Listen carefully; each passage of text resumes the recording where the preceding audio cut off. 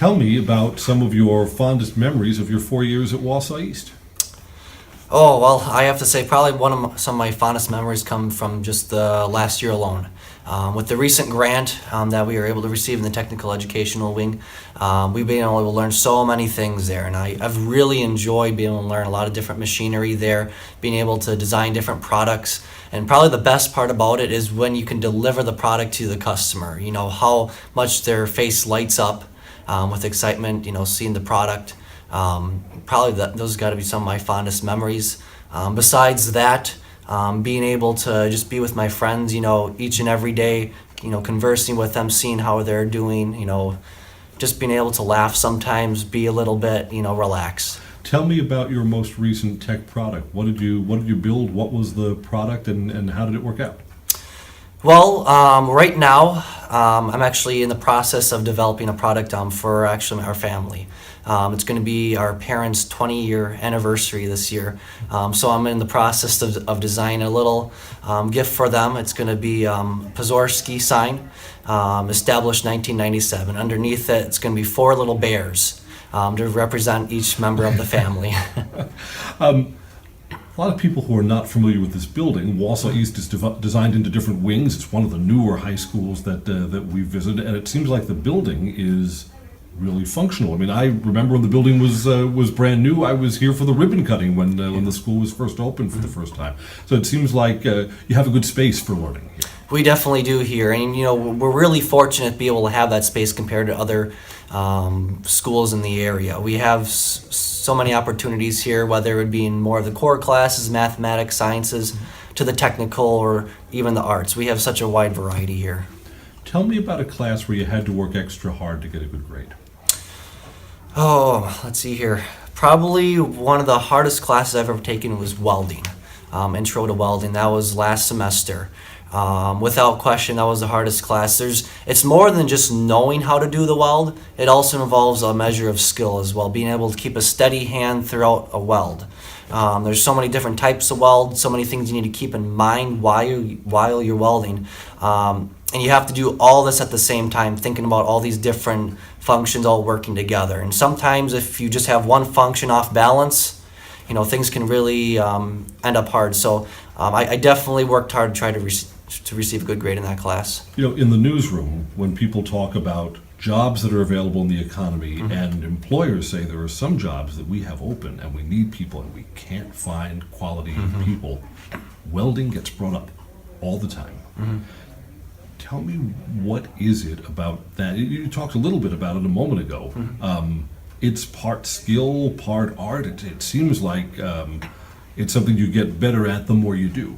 Exactly. And, you know, just taking a welding class for just a single semester, it really doesn't give you the full experience of what welding is. It just gave us a very brief glimpse of the overall field of welding. If you were to go on to the tech, take a 2-year program, you can really delve into it. And that's where you really receive, you know, or you really get that true skill.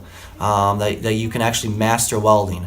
I guess another reason why, though, welding is such in a demand right now is because many of the people who were welders, they're retiring right now. A lot of these were the baby boomers, and now they're going to be retired. So they need a lot of people. Unfortunately, students aren't necessarily taking classes related to welding or technical education. They're taking classes more related to fields in law, science, which, in all honesty, that's great. But a lot of the demand right now is in welding, machining, manufacturing. We have more lawyers per capita than any country in the world, and we have a shortage of welders. Yeah. Tell me about your plans for the future. So during the summer, I just got a new job. I will be working at Sulzer Machine and Manufacturing outside of Marathon. There I will be doing CNC machining there. So although it's not related to welding, it is a really fascinating field. You have to use a very precise machine, whether it be the mill, lathe, or some other related tool, maybe even a grinding tool, to get a desired product. You have to program the machine to actually do the proper cuts in it. So that involves telling the machine what tool you're using, what kind of features you want in your product, all those different components, trying to tell that to the machine. And it's actually a pretty challenging thing, but it is fun to do it. And then being able to, finish with a high quality, high precise product, it's really neat, and that's why I'm kind of interested in that kind of field.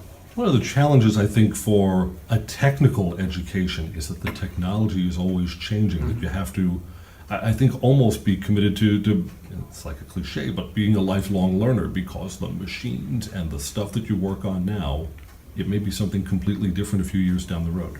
Exactly, and that's the thing about machining. It is an evolving field. I know some facilities, they'll get a machine, they'll be able to use it for a couple of years, but then they need to update it right away.